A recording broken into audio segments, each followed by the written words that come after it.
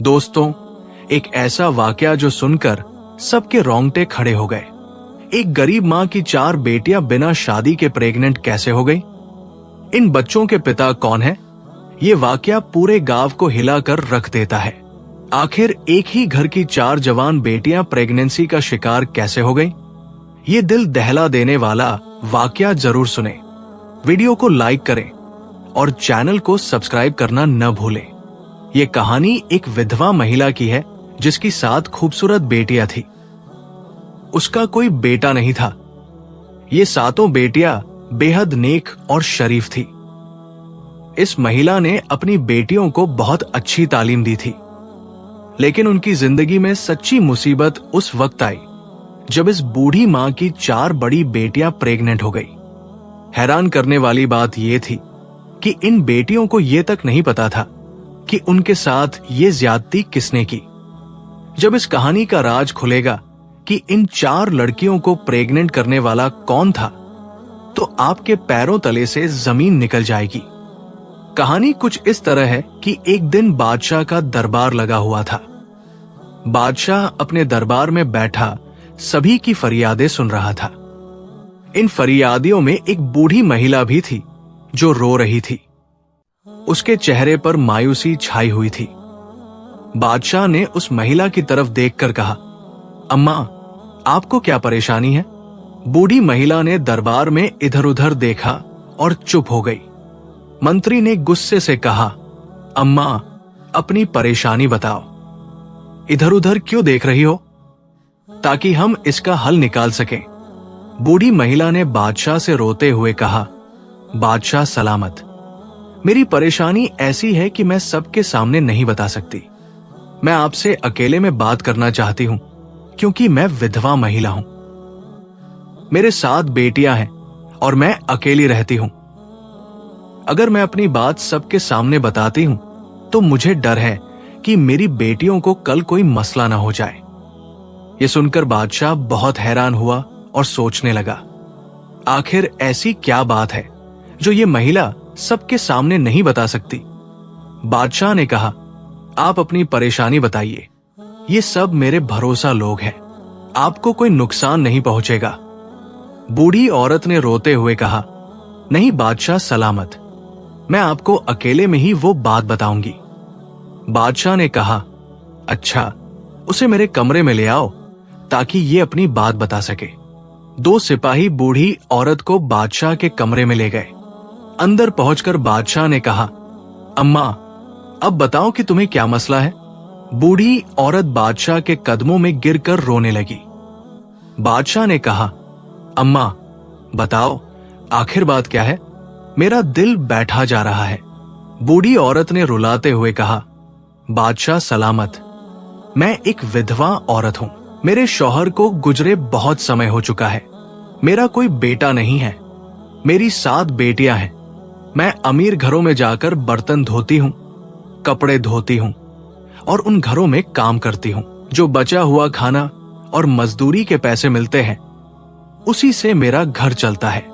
मेरी बेटियां पर्दे में रहती हैं, कभी घर से बाहर नहीं जाती और हमेशा अपने सिर पर दुपट्टा रखती है। हमारी जिंदगी ऐसे ही चल रही थी कि एक दिन मेरी बड़ी बेटी की तबीयत बहुत खराब हो गई। मैंने उसे डॉक्टर के पास ले जाकर दिखाया। जब डॉक्टर ने कहा कि तुम्हारी बेटी उम्मीद से है, तो ये सुनकर मेरे पैरों तले से जमीन खिसक गई। मेरी बड़ी बेटी की तो अभी शादी भी नहीं हुई थी, फिर ये कैसे प्रेग्नेंट हो गई? मैंने अपनी बेटी को घर लाकर उसे मारना पीटना शुरू किया कि बताओ ये क्या मामला है? तुमने किसके साथ मुंह काला किया और ये बच्चा किसका है? जब मैंने अपनी बेटी को बहुत मारा तो वो रोते हुए मेरे सामने हाथ जोड़कर कहने लगी, अम्मी, मुझे नहीं पता ये सब कैसे हुआ। ऐ मेरी प्यारी अम्मी, मुझ पर यकीन करो। मैंने कभी किसी से बात तक नहीं की, कभी घर से अकेली बाहर नहीं निकली, किसी पर नजर नहीं डाली। मुझे नहीं पता ये बच्चा मेरे पेट में कैसे आया। ये सुनकर मैं अपनी बेटी पर यकीन करने लगी, क्योंकि मैंने उसे खुद जन्म दिया था और जानती थी कि वो झूठ नहीं बोल रही। कुछ दिनों बाद मुझे इस बात का पूरा यकीन हो गया कि वो सच कह रही है। बूढ़ी औरत बादशाह को घटना सुनाते हुए कहती है, बादशाह सलामत, हमने इस मामले पर सब्र किया। मेरी बड़ी बेटी ने 9 महीने बाद एक बेटे को जन्म दिया और हमें मजबूरी में उस बच्चे की परवरिश शुरू करनी पड़ी। लेकिन फिर 2-3 महीने बाद मेरी दूसरी बेटी भी प्रेग्नेंट हो गई। जब मैंने उसे डॉक्टर के पास ले जाया तो डॉक्टर ने बताया कि वो भी उम्मीद से है। ये सुनकर मेरा दिल दूसरी बार झटका खा गया। मैं सोचने लगी कि आखिर मेरी बेटियों के साथ ये सब कौन कर रहा है।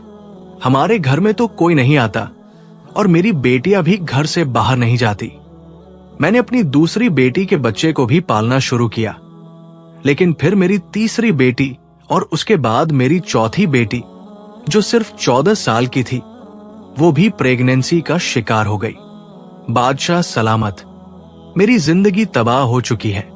मुझे कुछ समझ नहीं आ रहा कि ये सब कौन कर रहा है। बूढ़ी औरत की बातें सुनकर बादशाह हैरान और परेशान हो जाता है। वो कहता है, अम्मा, ये कैसा वाकया सुना रही हो? तुम्हें पहली बेटी के वक्त ही आ जाना चाहिए था, लेकिन तुमने खामोशी इख्तियार की और अपनी बाकी बेटियों को भी खतरे में डाल दिया। और कहती है, बादशाह सलामत, मैंने बदनामी के डर से ये बात किसी को नहीं बताई, लेकिन अब मैं आपके पास आई हूं ताकि आप इंसाफ करें और मेरे बेटियों के मुजरिम को पकड़े। बादशाह कहता है, अम्मा, अब ये मसला तुम्हारा नहीं बल्कि मेरा है। मुझे अपनी सल्तनत में किसी गरीब औरत पर जुल्म बर्दाश्त नहीं है। तुम अपने घर जाओ, अब ये मेरा मामला है। बूढ़ी औरत अपने घर वापस लौट जाती है। बादशाह लोगों के मसले सुनने के बाद अपने वजीर को बुलाता है और पूरा वाकया सुनाता है।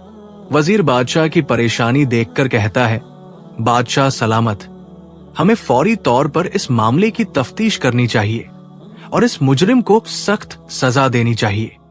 कुछ देर बाद वजीर ने कहा, बादशाह सलामत, मेरे जहन में एक तरकीब आई है। बादशाह ने फौरी तौर पर कहा, जल्दी बताओ, क्या तरकीब है? वजीर ने जवाब दिया, बादशाह सलामत, दीवारों के भी कान होते हैं, इसलिए मैं ये बात आपके कान में बताऊंगा। ये कहकर वजीर ने बादशाह के कान में अपनी तरकीब बताई, जो बादशाह को पसंद आई। रात के करीब 9 बजे वजीर एक बकरी लेकर उस बूढ़ी औरत के घर पहुंच गया। औरत वजीर को देखकर हैरान होकर बोली, ए वजीर, आप इस वक्त मेरे घर क्यों आए हैं? वजीर ने कहा, जो मसला आप बादशाह सलामत को बताकर आई है, उसने उन्हें बहुत परेशान कर दिया है। बूढ़ी औरत ने पूछा, ये बकरी आपके साथ क्यों है? आप इसका क्या करेंगे? वजीर ने कहा, पहले मुझे घर के अंदर आने दे, फिर सब कुछ बताता हूं। घर के अंदर जाकर वजीर ने कहा, आज हम इस बकरी को इस्तेमाल करके उस दरिंदे को पकड़ेंगे।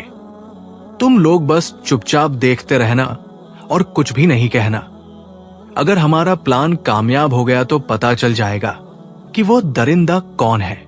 वजीर ने बकरी को घर की छत पर बांध दिया और बूढ़ी औरत और उसकी बेटियों से कहा, आप लोग आराम से अपने कमरों में जाकर सो जाएं, किसी किस्म की आवाज न निकालें ताकि दरिंदा को पता न चले कि जाल बिछाया गया है। वजीर ने 2 सिपाहियों को हुक्म दिया कि वे घर के इर्द गिर्द पहरा दें और किसी भी संदिग्ध हरकत की सूचना दें। ये सब हिदायतें देने के बाद वजीर वापस महल चला गया। महल में बादशाह ने वजीर से पूछा, क्या तुमने बकरी को उस जगह पर पहुंचा दिया? वजीर ने कहा, जी हां बादशाह सलामत, मैंने बकरी को सही जगह पर बांध दिया है और सिपाहियों को अलर्ट कर दिया है। बादशाह ने कहा, मैं बहुत परेशान हूं। जब तक उस दरिंदे को सजा नहीं दे दूं, मुझे आराम नहीं मिलेगा। आधी रात को बूढ़ी औरत के घर के आसपास एक साया हरकत करने लगा।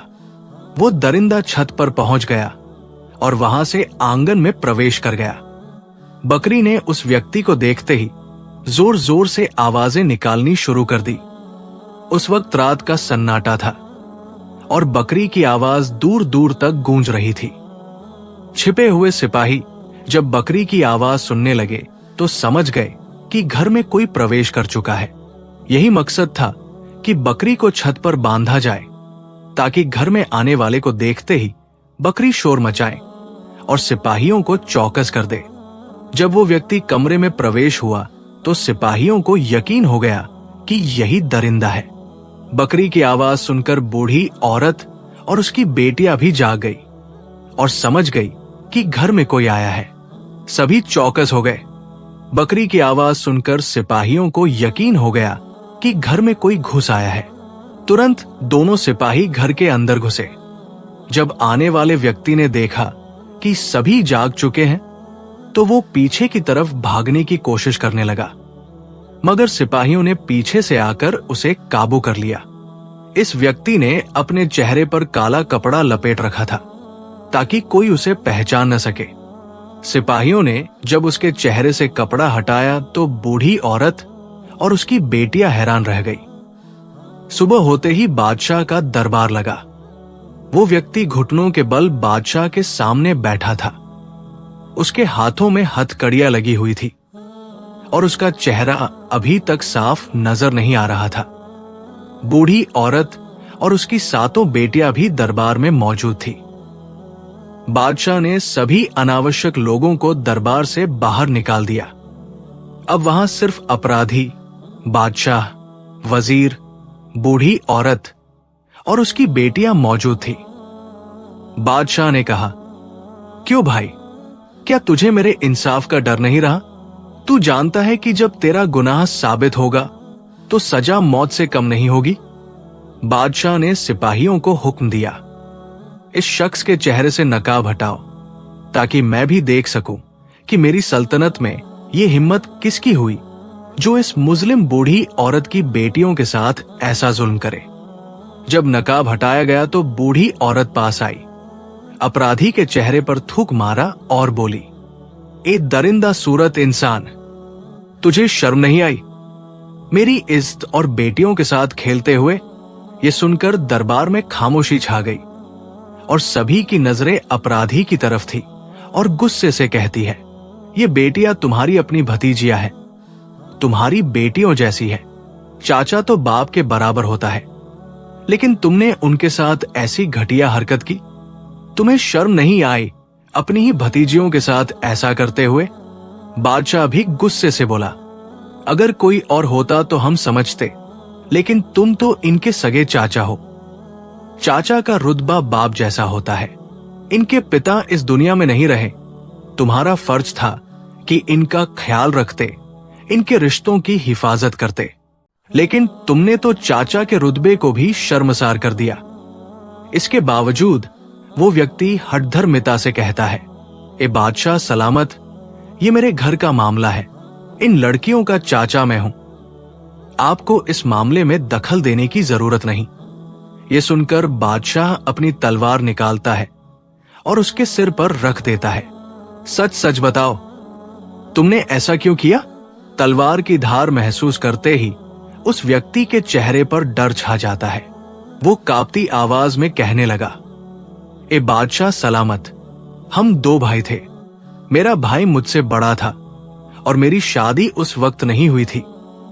मेरा भाई मुझसे बेहिसाब मोहब्बत करता था और मेरा बहुत ख्याल रखता था, लेकिन जब मेरे भाई की शादी हुई और उसकी बेटियां हुई, फिर मेरे भाई का ध्यान मुझसे हटने लगा और वो अपनी बीवी और बेटियों की तरफ ज्यादा ध्यान देने लगा। इस बात से मेरे दिल में भाई के लिए नफरत पैदा हो गई। नतीजतन मैंने अपनी भाभी और भतीजियों से भी नफरत करना शुरू कर दिया। फिर वक्त बीतता गया और मेरा भाई इस दुनिया से रुखसत हो गया। जब मेरी भतीजी जवान हुई, वो बहुत खूबसूरत थी। उसका हुस्न देखकर मेरा दिल बहकने लगा। मेरी नीयत खराब हो गई। मैंने अपनी भाभी से कहा कि बड़ी बेटी की शादी कर दो, मगर उसने मेरी बात नहीं मानी। मेरे दिल में बुरे ख्याल आने लगे कि ये लड़कियां जवान हैं, खूबसूरत हैं, उनकी शादियां होंगी और वे घर से बाहर चली जाएंगी। शैतान ने मेरे दिल पर कब्जा कर लिया। मैंने एक हकीम के पास जाकर कहा कि ऐसी जड़ी बूटियां दो जिससे लोग बेहोश हो जाएं और कुछ महसूस न करें। हकीम ने मुझे वो बूटियां दे दी। रात के वक्त मैं घर की छत से आंगन में उतरता, भाभी और लड़कियों को वो जड़ी बूटियां सुंघाकर बेहोश कर देता और अपनी गंदी हरकत करके वापस चला जाता। लड़कियां सुबह होश में आती तो उन्हें यह भी नहीं पता होता कि उनके साथ क्या हुआ है। ये काम मैं कई सालों से कर रहा था। इस रात अगर मुझे शक हो जाता कि ये बकरी एक चाल है तो मैं वापस चला जाता, लेकिन मैंने बकरी की तरफ ध्यान नहीं दिया। मेरा ध्यान सिर्फ अपनी बुरी नीयत की तरफ था। ये कहकर वो जालिम व्यक्ति अपने गुनाह का इकरार कर लेता है। बादशाह इशारा करता है और वजीर अपनी तलवार निकालकर उसके सिर को शरीर से अलग कर देता है। उसका शरीर कुछ पल तड़पता है और फिर ठंडा पड़ जाता है। इस तरह उस जालिम चाचा को उसके किए की सजा मिल जाती है। इसके बाद बादशाह बूढ़ी औरत से कहता है, ए अम्मा, अगर आप पहले ही बता देती तो आपकी बाकी बेटियां ये दुख न सहती, मगर अब मेरा वादा है कि मैं आपकी चारों बेटियों को उनकी खुशियां लौटा दूंगा। बादशाह अपने 4 काबिल और नेक सिपाहियों के साथ इन 4 बेटियों की शादी करवा देता है और उन्हें बहुत सारी दौलत और सामान भी देता है। बूढ़ी औरत रोकर बादशाह का शुक्रिया अदा करती है। बादशाह कहता है, जब आपकी बाकी बेटियां जवान हो जाएं, तो मुझे बता देना, मैं उनके लिए भी अच्छे रिश्ते तलाश करूंगा। ये कहानी हमें ये सिखाती है कि जुल्म के खिलाफ आवाज उठाना जरूरी है। अगर मुजरिम चुप रहे तो जालिम को और भी हौसला मिलता है। दोस्तों, इस कहानी को जरूर आगे शेयर करें और हमारे चैनल को सब्सक्राइब करें। हम ऐसी सबकी कहानियां आपके लिए लाते रहेंगे। अल्लाह हाफिज।